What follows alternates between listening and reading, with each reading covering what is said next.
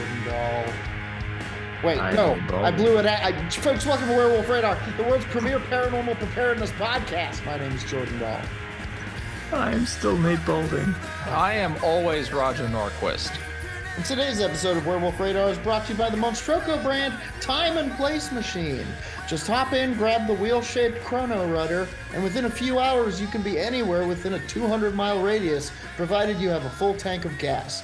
Better yet, it will be the future when you get there. The Monstroco Time and Place Machine. No, you're just a car. It talks back to you. I like that. Yeah. I don't know why it demanded that I was not a car. No,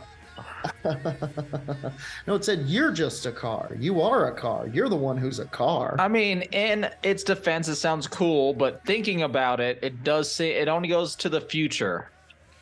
Yeah, but it's not a car. It is, and it only goes to where 200 miles will take it. And you must have gasoline in it. Yeah, but it is. Look, they're pretty clear that you're a car at the end. You know, it doesn't have windows. I can tell you that much. That makes it not a car, I think. So at the end of any trip, cars have windows, even convertibles. Human car. No, I don't. No, I don't think so. I think you get in. You tell it where you want to go. There's a little screen. It's like kind of a Google Home thing. And then when you get out, you'll be there. And it'll be a little bit into the future. Because most things are just a time machine. You know, this does the time and the place. As long as you can get there with like a tank of gas. We'll buy it. That's the rule. Only goes the one way. God, please buy it. Oh, please buy it.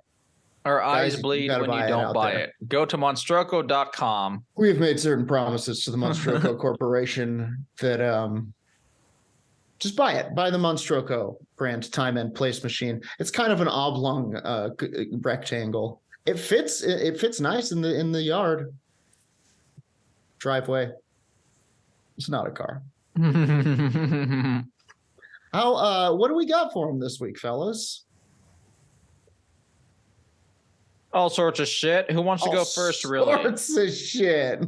Dude, we have so much stuff. Does anybody even want to go first? Dude, I do. I know Nate does. I know you probably do. Yours is a secret. I don't know if secrets should go first and be surprised right away, or should we lead into it? I want to go middle. All right. Well, let me jump in that case. Right. Take the speaking skull, put a wig of your choice on it, kiss it on the lips, and begin to speak. Oh, I shall make French kisses with this skull. Oh, give it tongue. It has none. God, not too French. I was looking up sexiest ghosts. Of course. Find me one that's not sexy. And I have a couple of things. But the first one is this the horniest haunting in America? Nice. From last year's Halloween. Oh. Paranormal experts probably disagree about the location of the nation's most aggressive haunting, but the location of the horniest haunting? That'd be Professor Dickenstein's Haunted Sex Hotel. I think that's clear. Gainesville, Texas, where one landlord's former rental property is filled with ghosts who want to freak you all night long. That was a quote. Okay. That wasn't you. That wasn't you. Just to be clear. Yeah. Who said it? The owner, right? Claire Lampin. All right, the writer Claire. of the article. Go Claire.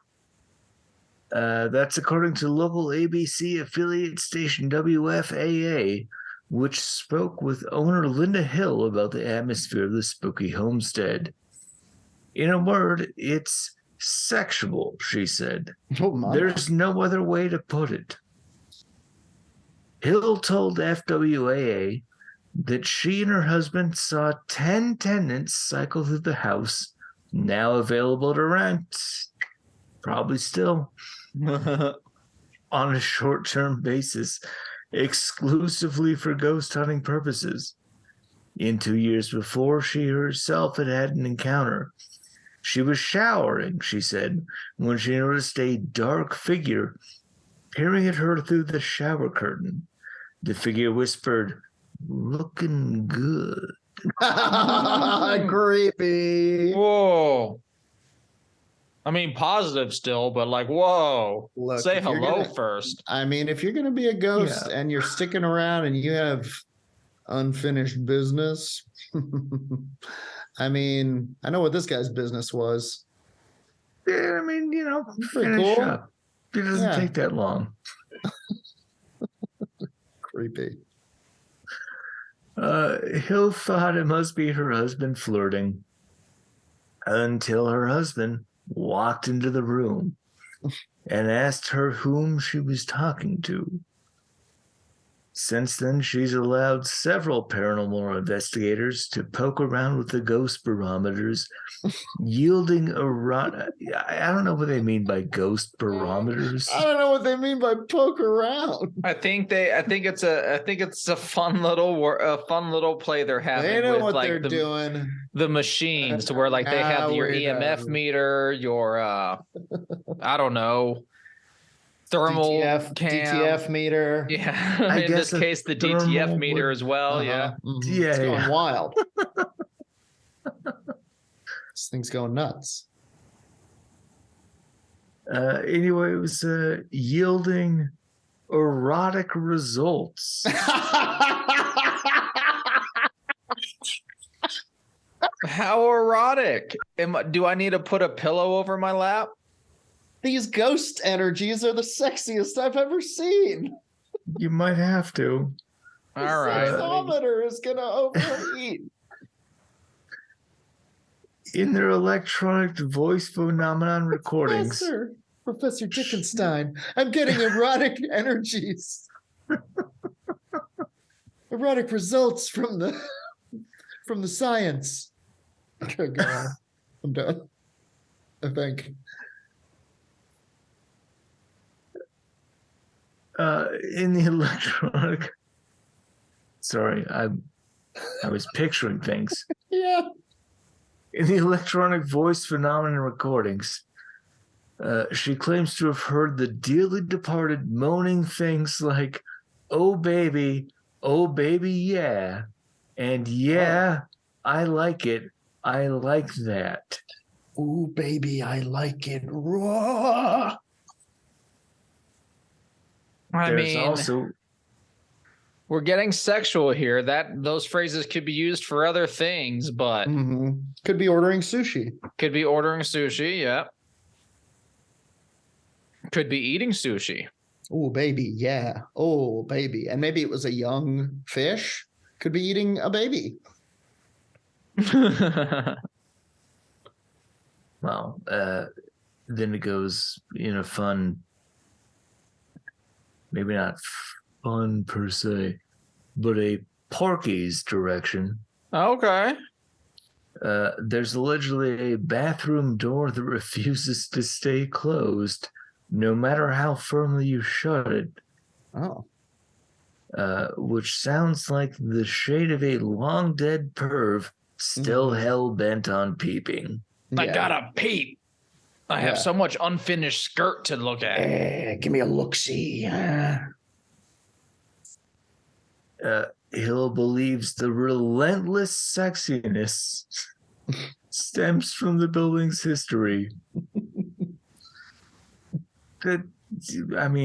Relentless sexiness Yeah. might be my favorite two words now. Few people have relentless sexiness. And you're one of them, Ghost. Originally built in the 1840s, it supposedly served as a brothel, thus the lingering horn. Yeah. Unrelatedly, Hill calls one room the murder room because almost every psychic that walks in reports seeing a dead body sprawled on the floor. On top of all that, someone plonked a 19-foot well in the middle of the floor. But why? I mean, to be honest, I would like to have a well in my apartment, you know. What about a murder room? I don't have enough room for a murder room. I could put a well in the middle of the living room, but I don't have the room for a murder room. I can't build out, you know. I'm stuck with the square footage I have. Sure. Fair. Maybe one day I can buy a house with a murder room. Someday.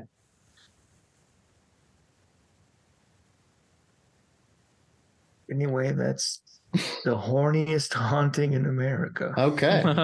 Nice. Well, there you have it. I will take the speaking skull next, if that's all right. Would you consent to the ghost doing stuff to your junk? Oh, well. Like, say you start seeing the rubbing and it just waits for a moment. So like, huh? And you have that option. You can go like, get away from me, or you go, keep going. I guess it would depend on my relationship status and how long it had been since anyone touched me at the time. And then I might be like, okay, this is all in my head anyway. But most likely, if I had my junk out and someone touched it that wasn't me and I was by myself, I'd fucking freak out.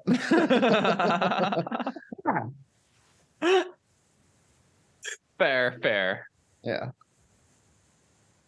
Weirdly enough, in looking all these things up, there were a lot of like top 10 sexiest ghost situations. Mm-hmm. And almost all of them were from the movie Ghost. But a bunch of people said Slimer.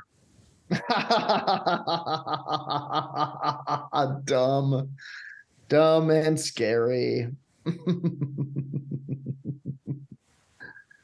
Well, hey, look, you know, there's maybe there is someone for everyone out there. Slimers, don't worry. Someone thinks you're sexy as hell. If you got a slime bod.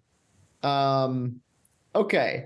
I'm going to take the speaking skull. I'm going to take this wig off of it, hand that back to you, and I'm going to place on it a futuristic kind of VR looking headset, but from the past.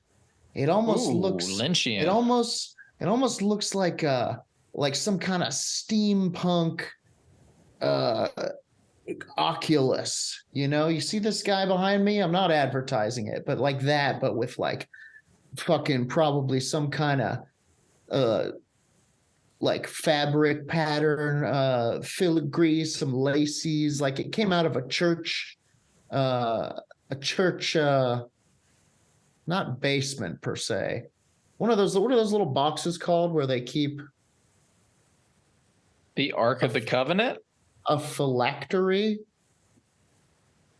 Yeah, something like that. Well, it looks like where a lich keeps the themselves. thing I'm putting on this speaking skull looks like the Oculus headset of Saint Peter, you know.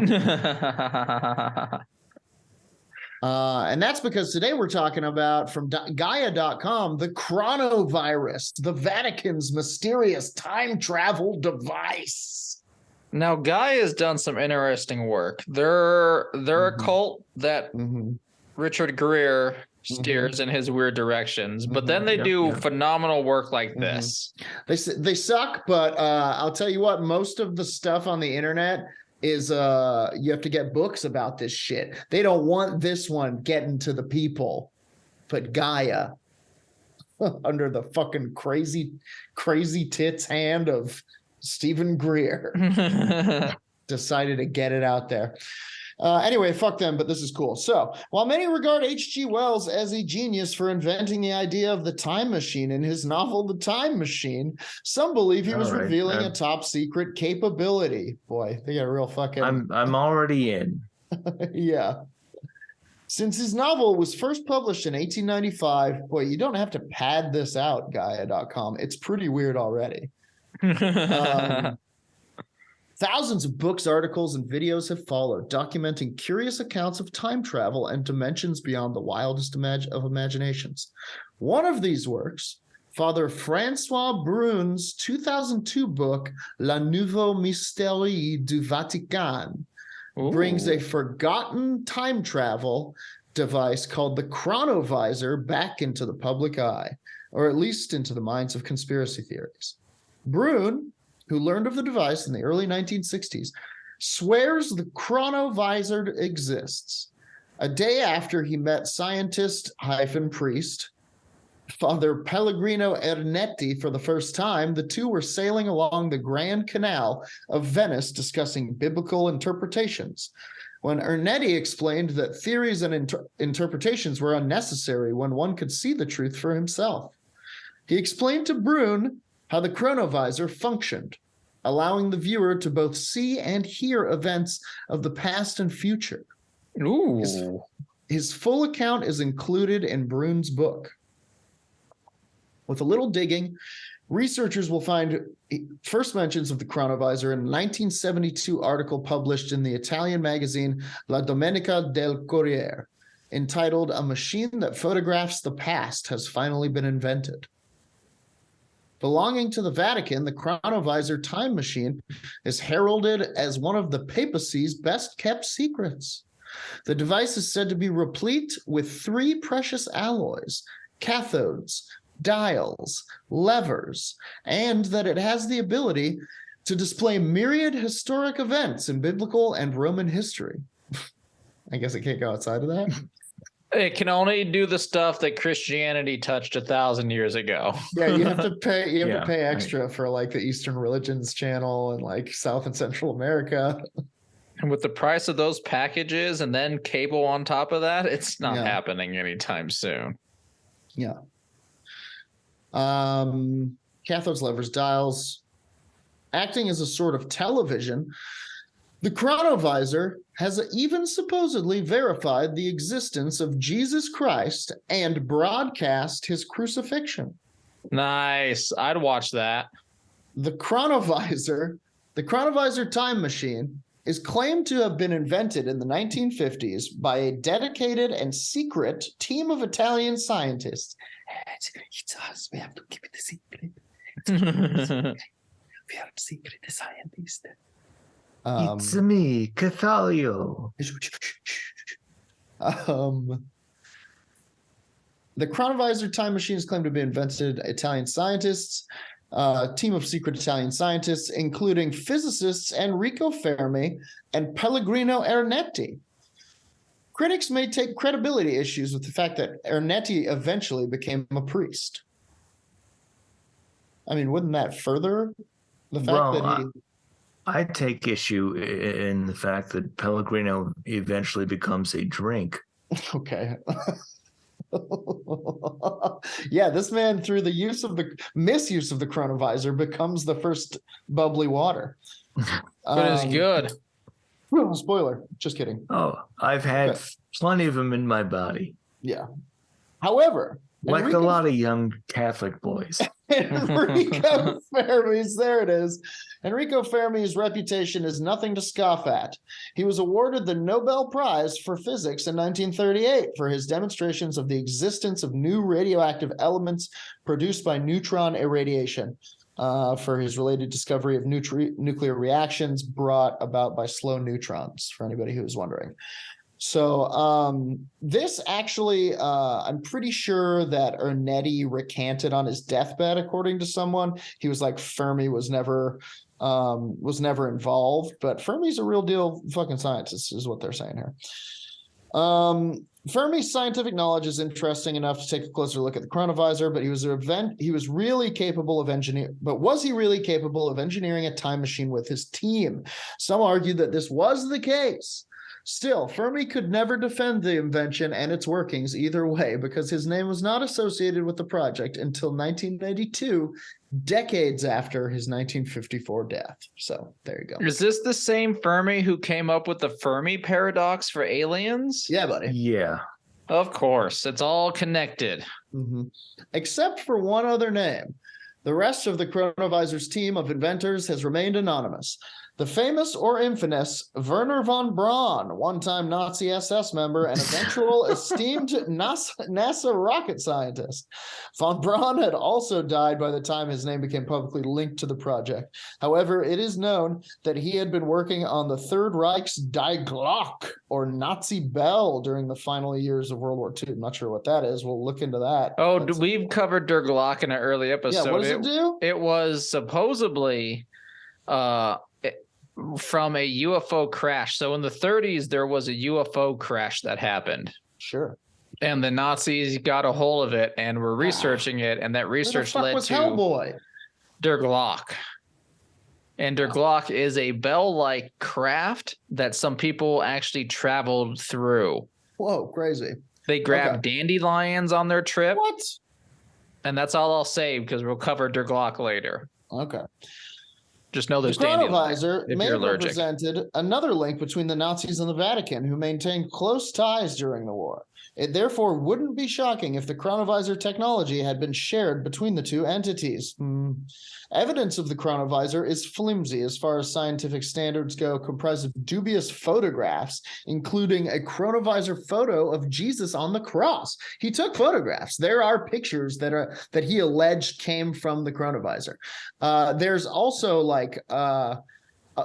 pictures comparing those pictures to existing statues of Christ and paintings of Christ that seem to make a lot of sense. So I wouldn't take it as too heavy of an evidence, as they say. But anyway, Ernetti also claimed to have seen the Roman poet Quintus Ennius's lost play Thyestes, and then transcribed its scenes for the public. There was this unfinished play, this lost play by Thyestes, and this guy Ernetti went into the Chronovisor allegedly and watched the play and transcribed it with his limited Latin. He tried to recreate the play, and supposedly he did.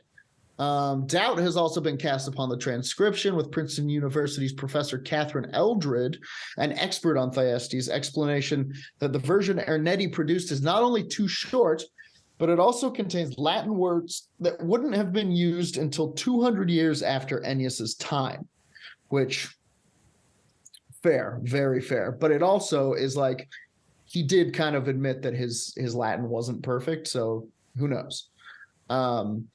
When considering, although if he was writing straight from watching, wouldn't he just be able to listen to the words and write them down? But his listening probably wasn't the best, plus accents. So, he tried his best. Anyway. I think he got the gist of it. Sure. Or he's a big fat liar. When considering the veracity of the Chronovisor, one might refer to T.L. Sherrod's science fiction novella E for Effort that was published in 1947, just before the supposed invention of the Vatican's device. In his novella, Sherrod writes about a time-viewing device with characteristics that bear a striking resemblance to the Chronovisor. Savvy researchers may agree that while time travel may indeed be possible, the Chronovisor is not necessarily a medium for it. Physicist and cosmologist Stephen Hawking has discussed the possibilities of time travel, explaining in one sentence, if we want to travel into the future, we just need to go fast, really fast. And I think the only way we're ever likely to do it is by going into space. And again, I mean, if time travel can happen, why haven't we seen any time travelers? I think about that all the time. Because as stated here, you can only go into the future. And we see that with the twin paradox, not the twin paradox, but the twin experiment, to where you have you have the one twin in space going crazy fast as you do in space, and he aged slower than the one on Earth because he was going into the future technically. Yeah.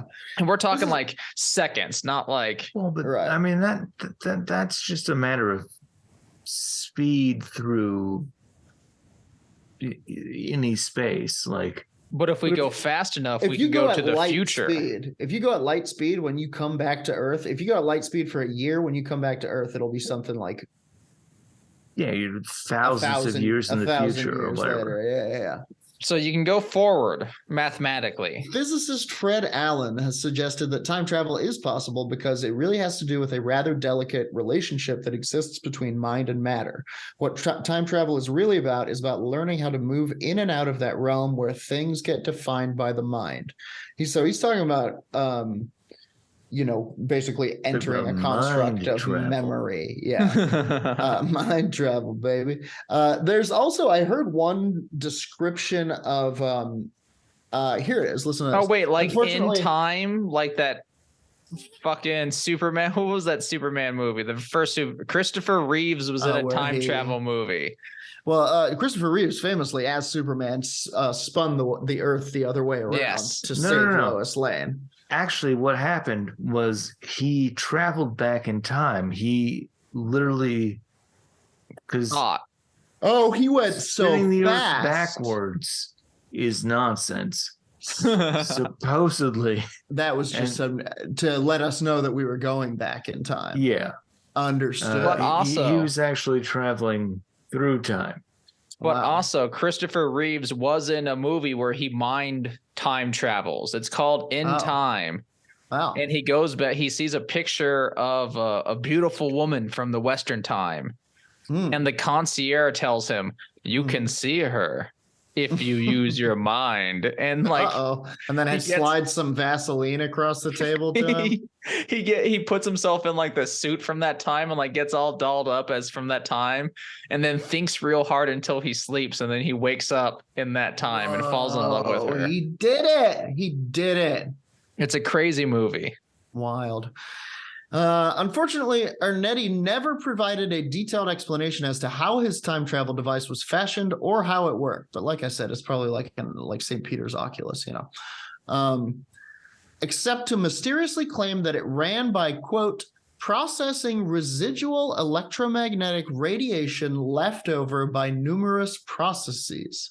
So I also heard an explanation. Somebody said that the device itself had like tunings on it, and you would use it to tune into specific electromagnetic residual energy frequencies. And presumably, I don't know, the thing that for some reason in my mind, it's like, who was filming? I think I get it though. Like it's slicing. Would you just see through the eyes of the people who were there? No, I think we're going into like computer game camera to where like it's just like there, and the frequency places it in certain times and place, and then you can direct the lens to seeing around in that time.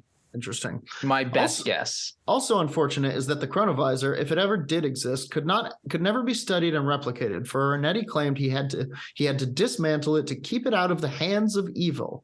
That said, many believe the Chronovisor still exists, safely hidden away in the walls of the Vatican. Well, there you go. Let's tear down the Vatican. That is the Chronovisor. Let's get us some lotto numbers. Let's get us some stock picks. Let's get rich. I read another story about it where they developed this Chronovisor. Also, strangely, uncharacteristically level-headed and pragmatic take from folks at Gaia.com. Shout out. I read one source that said they built this thing, they took it to the Pope, and he was like, we have to this can never see the light of day. This technology would create the scariest fucking dictator you could imagine. And that's why like the Vatican feels they need to protect it and hide it, which is probably true, which is probably absolutely true. I remember I read a Isaac Asimov story about a guy who developed something similar, and it was like you could see within you could look into the past, but then people found out that they could look like mere seconds into the past, so it wasn't even like it was the latency was barely existence. So just like a camera that can just look into everyone's life, which is still pretty cool at that time. Yeah. Well, what was he presented it as a fucking Black Mirror situation, as he so often did. Asimov kicked ass. And that does it for this segment I'm calling Hope to the Future. I don't know any of the songs from that movie, or else I would sing a Pope-inspired version of one. Pope, the future visor Pope. All right, I'm going to take the skull. Take the skull. I'll take the visor back off of it and put it back into the Vatican catacombs. The Vaticombs is what they should be calling it. I will put my own wig on this, and by wig I mean black veil. Ah, exactly. We're talking about the Black Sisters of Christiansburg, Virginia. Oh. If you don't know what I'm doing, this is Werewolf Radar touring your hometown, and the people of spooky Appalachia told us about the Black Sisters of Christiansburg, Virginia, and they did a little piece of it. They have a YouTube video you should all check out. I will link that to our Discord, although they already have. It's in the sharing is fun spot, but I'm going to re-upload it so you don't have to go searching. And this story is crazy. It involves 3 sisters, and I mean, it's crazy. Let's go into it. So this is from spookyappalachia.com. The 3 sisters were called Black Sisters because they wore all black clothing. From the stories we heard, they wore black dresses, shoes, gloves, hats, and veils as though they were going to a funeral or mourning. Their names were cool. They were the first big titty goth chicks I know about. Nice. They wore, their names were Mary Sneed, Caroline Martin, and Virginia Woodlaw. So, I mean, not like sisters, but, you know, best friends. Unless they all married, and that's their what is it called? Man name? Marriage name? I don't know what society does. Sure. I think it's called a man name. So Mary and Caroline came to Christiansburg around 1902 to help their sister Virginia run the Montgomery County Female Academy. Around this time, there were a few mysterious events that began to happen. First, there was the disappearance of controversial illegitimate baby birth by one of the students at the school. Okay. Shortly after, Mary's son John was found burned to death in bed just a week after his mother and aunts had taken out a very large insurance policy on him. Yeah. Well, that seems, yeah. Fucking hell. I have another source here that I'm using. I'm also using Rutherford in History. Rutherford, Tennessee History? No. tnhistory.org. Ah. From Rutherford. And indeed. And we have one story of O.C. Martin Sneed, who was found drugged and emaciated in her home. Oh. The insurance policy, $32,000, which I think for inflation is a significant amount of money. Yeah. Yeah, they all murdered their children. Yeah. Awful. But we're also getting to that. Sometimes later, we have the story I just said. OC came to town and married her first cousin, Mary's son, Fletcher Sneed. 'Twas the time. I guess you were just marrying your cousin.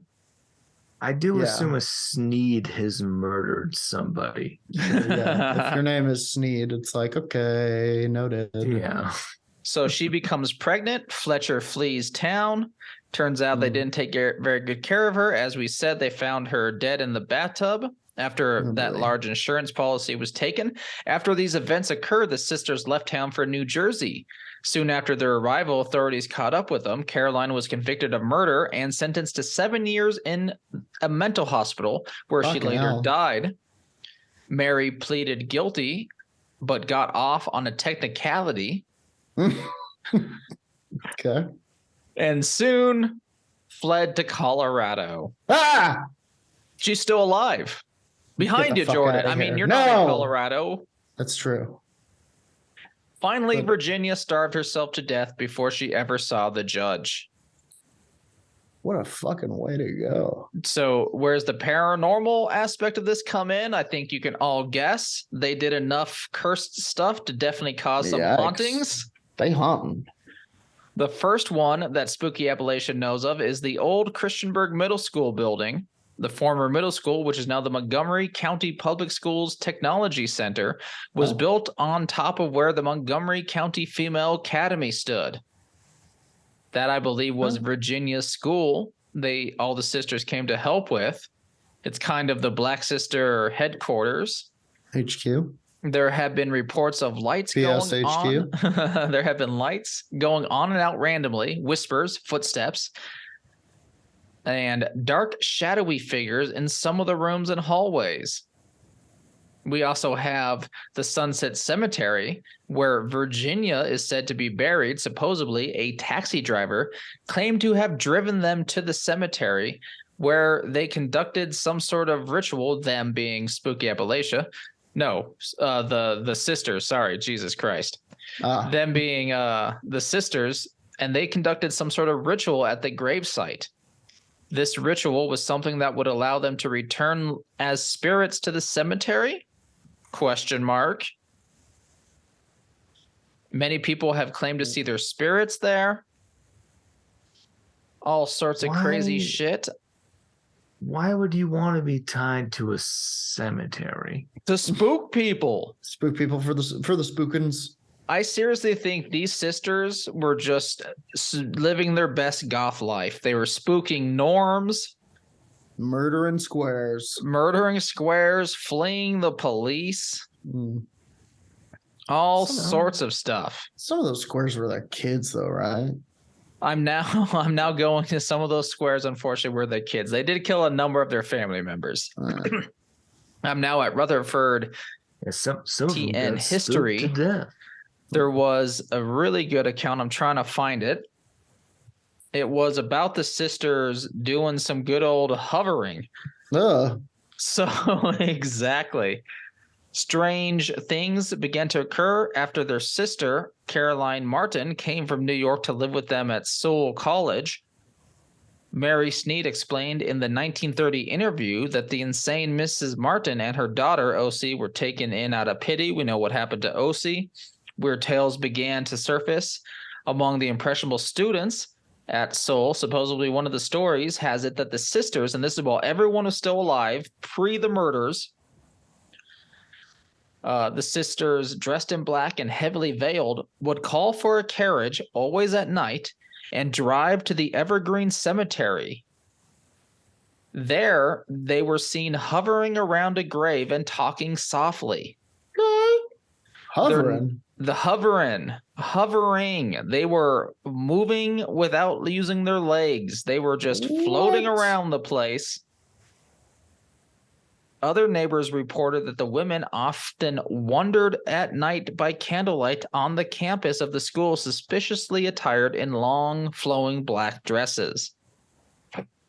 Okay. Even if you're just normal people, I'm sorry, I'm gonna suspect you're up to some witchcraft too.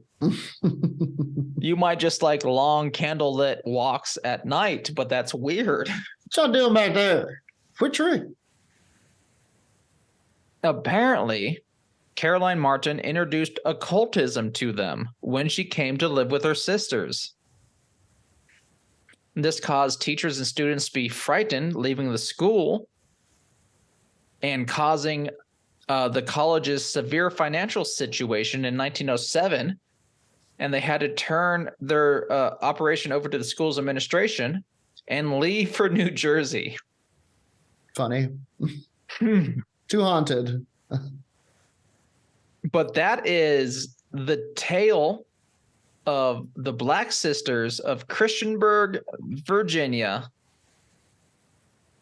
suggested by one Spooky Appalachia. Thank you for suggesting that. We've been going around the world, going to your hometown. Thank you for responding to our Twitter. Go check out our Twitter handle, Werewolf Radar, and say hello. Suggest some topics you want us to talk about, or just show us a ghost meme or something. I don't know. I don't know what Twitter's about. Don't talk shit. I can't handle it. Talk shit. See what happens. I do like that we hit hometowns at the same time as The Bachelor.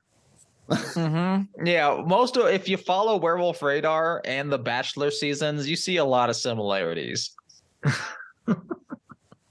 Very true. All right, I'm passing the skull back to you, Jordan, to close it out. And I will place it back into the center of the table. Once again, we have completed another episode of Werewolf Radar. The radar lies dormant for another week, but rest assured, we'll be out there. I guess it wouldn't lie dormant. It will be quiet, but we'll be sweeping the... Oh, it'll be we'll quiet, be sweeping... It whispers. Yeah, we'll be sweeping the web for secrets untold, like a net, like a whale. No, wait, I got a better one. Like a whale, a paranormal whale searching for krill of doom and darkness. If you like the what black we do, whale. Nice. The blackfish. If you like what we do, go and check us out on twitch.tv/werewolf_radar. We will be there most Mondays around 4 p.m. Mountain Time, playing some games. We've been playing Sons of the Forest. It's very spooky. We've been playing D&D. And who knows? Who knows what else will come from the Steam channel. Hang on, we got something from chat here. Before you go, I need to know, have any of you heard of building leprechaun traps the night before St. Patty's Day? Is this a thing you guys did at school? I have heard about that. I don't know if you have, Jordan. What would that even be? That's a bear trap with like what, a pint of Jameson in it? Well, a shooter anyway. Yeah, sure. I don't a truly shoe know. with a shooter in it. There was something I heard about from like movies. There was like a Disney movie that involved a kid making a leprechaun trap. Oh, and yeah. he catches one. I know what you're talking about, weirdly enough. Yeah, I've never heard of that one, Janet, but you better believe I'll be putting a shooter of Tullamore Dew down the barrel of a shotgun next year. And soon we'll be eating leprechaun meat if the trap Leprechaun succeeds. stew for weeks. Shout out to Chuck from Snappy Little Numbers for our intro and outro song. That dude rules. What else? werewolfradar.com. You can check out a bunch of articles that Roger curates over there. Merch. And if you really crazily, wildly love what we do, you can go to patreon.com/werewolfradar, and you can become a Patreon member, which gets you access to our recording room. You get to come and hang out with us while we record. Gets you a new episode every week. The Grave Nugget gets you some merch. It gets you some cool fanfic. It gets you some love from us, and it gets you some support for your favorite podcast. And I think that is everything, right? That's everything. That's everything. Also, Janet in our chat has to build one for work. You have to now. It's mandatory. The leprechauns are taking over this place. Everybody's off of the Macmillan account. We need everyone on leprechaun traps. What would it be? Just like a 3-leaf clover with one extra leaf that's like under a cage? Oh, interesting. It could be knocked down. Oh, okay. So you like put a 3-leaf clover out, and he'll come along and he'll be like, "Oh, what a shame! Almost there it was. Wait, looks like someone's stolen the leaf. Oh, wait a minute. There it is over there." And he goes like under the cage, and then you get him. And then he disappears and leaves golden chocolate coins behind. Chocolate? You can't eat that chocolate though. And he'll, a leprechaun pup will be birthed in your gut, like in that movie. Don't eat the chocolate, Janet. Everyone out Don't eat there, the chocolate! don't eat the chocolate. Don't eat the chocolate! Until next time, folks, thank you for once again listening to the show. Tell your friends, tell your enemies, see what happens. We love you. Until next time, our sign-off line on the count of 3. 1, 2, 3. Punch the sky! Spaceman Joe.